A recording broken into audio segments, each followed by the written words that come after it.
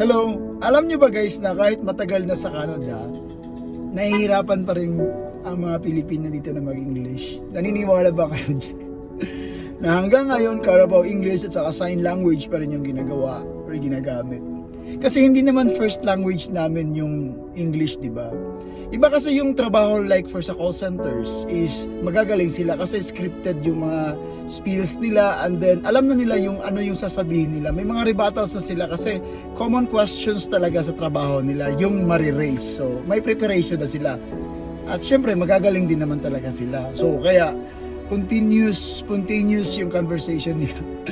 Pero kabalo mo nga, when you are in the ground, lalong-lalo na sa amo nga naadiri sa Canada, medyo mahirap talaga siya na minsan you can feel that you're competent enough sa pagkikipag-usap sa kanila kasi minsan magaling ka. May mga times din na utal-utal ka, may mga times na mali-mali ka. Kasi minsan nag-iisip ka ano yung sasabihin mo, di ba?